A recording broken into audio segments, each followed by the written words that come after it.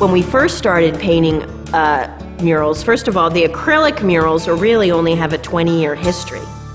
And public art falls into a bunch of different things. Some public art organizations would not sponsor something unless it fell under a definition of permanent for 400 years. I think you have to, just at the beginning of a project, understand how long you want something to last, and do the best you can to choose the right materials. Research is coming out every day about acrylic paints because they haven't been around very long, so we really don't understand their aging properties. For example, oil painting's been around for hundreds and hundreds and hundreds of years, so we know what its characteristics are, we know how it will age, and we know how to preserve it as best we can. We don't know those things about acrylics, and a lot of the research coming out is not good. It's not giving us a good prognosis for acrylics. So the steps that Meg took on this mural, including UV absorbers, using pigments whose chemistry we understand won't accelerate deterioration, things like that, will really help, because as her mural ages, we'll be able to look back and see if we've made some strides by using these measures. And if we have, then we can recommend those measures for all the uses of acrylics. You have to know what you're painting on, and you have to know that it's clean. That's all that you really need to know. Then you go to the paint store, make sure you trust the person you're talking to, and they're going to know the environment, the substrate best. It's very different here in Omaha, what I would prime with, than what I would prime with in Philadelphia. It could be climate, it could be, and here you've got wind. If you're on the north side, you have to consider that, all that type of stuff. It was an accident after 9/11. I had volunteered to paint it was a sad flag unfurling off a huge warehouse in Philadelphia, and Sherwin-Williams donated the paint. So I'm like, okay, well, let's use this paint. And we went up there and painted. It was on a south-facing wall with bright sun. No prep, because it was only supposed to be up there for 6 weeks, because it was just, but now it's still up and hasn't faded a speck. And I have never seen anything. It has outperformed and outlasted all of my other paints. So I sort of happened upon that by circumstances. So it was field tested. So with acrylic paint in the mural profession, only being 20 years old, the field testing is very important. Not an exact science, but I would say a lot of scientific information going into using the best products you can. At a commercial location, most of the questions are of pretty high importance. Every painting project is very important, but in this segment of the business, we may be talking about a 30,000 square foot mural or a bridge that's got to last 100 years. The ramifications of the questions we answer here are long lasting.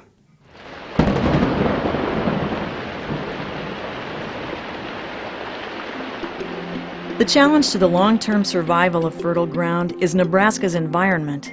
Sunlight and cold contribute to a shortened lifespan for murals. Because of the lack of air pollution, fertile ground gets more sun than murals in other large metropolitan areas. When attacked by weather conditions, murals begin to fade, crack, and peel. While most murals begin to deteriorate after only 10 years, Fertile Ground is hoping for 30 years or more. Fertile Ground is a best practices project and is being carefully followed by groups across the country.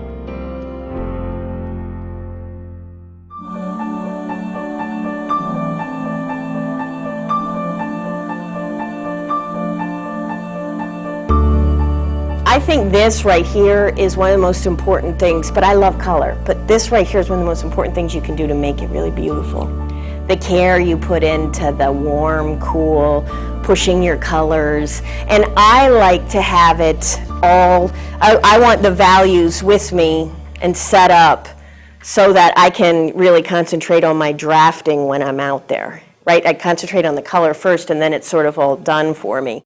The unexpected part of a project like this with the large number of colors used is that it's hard to determine how much of each color to keep on hand to supply on a project moving so quickly. The standard project that we supply has a few colors, and it's measured by square footage, and it's easy to do the math and know how much product you're going to need to do the project.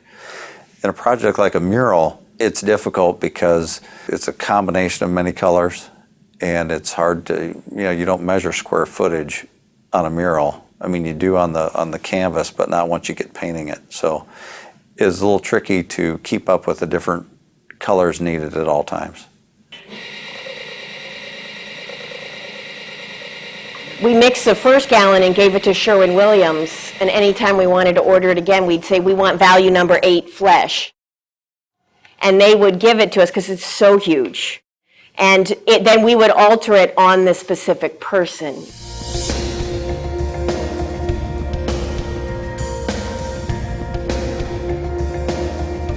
The product that was used on fertile ground is called SureAcryl HPA. HPA standing for High Performance Acrylic. It's a waterborne acrylic coating that is a newer generation coating. It's new within the last few years, and it holds its color and gloss much longer than products that preceded it. It has the durability and the strength of a solvent-based coating or a urethane-based coating, but it's much easier to use and dries more quickly being water-based.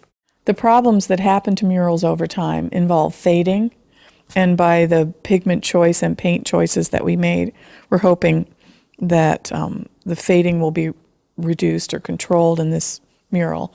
And that might be assisted by periodic application of coatings on the surface to try to protect the pigments and paints underneath from the sun.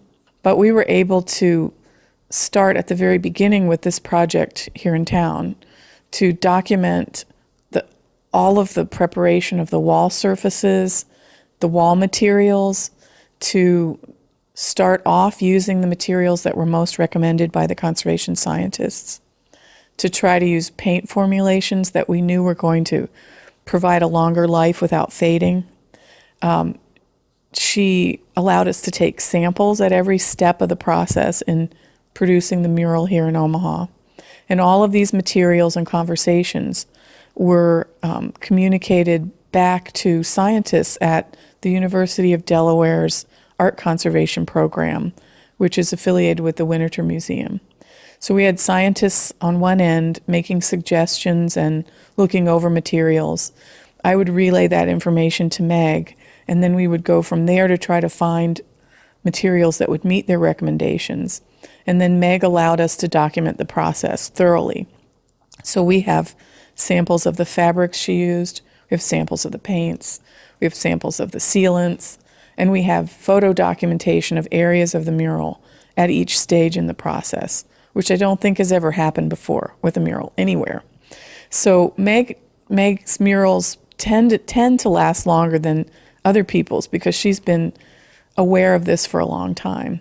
But Fertile Ground is going to last even longer because we were able to enlist the most current research, and she was willing to try and make efforts to make this piece comply with all the recommendations that we came up with. The Omaha Mural Fertile Ground is actually called a best practices project. With acrylic murals being a relatively new field, we are always trying to heighten their longevity to do what we do better. And in Omaha, there is a Ford Conservation Institute, and they are very good at documenting, restoring. They have a very scientific approach to these materials. So they are helping us documenting what is actually happening. We also are lucky to have a site that has walls facing in different directions. That's going to tell us about the variables change because it's so large, which is going to tell us a lot. So it's nice to have professionals in the field documenting this, and we're going to see what happens with the paint over the years. Based on the materials that Meg chose and the very careful and thorough application methods and the good work of our local contractors to clean the surface and prep the side of the building, I think this mural has the hopes of surviving longer than probably very many that exist or that are even being painted today.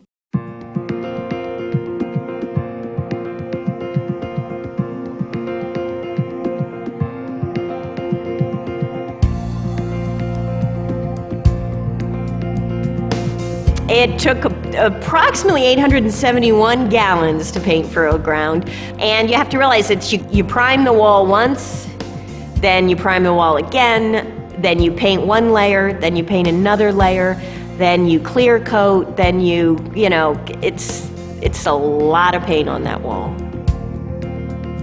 These projects are, big business as well as big art when you're doing this type of thing. So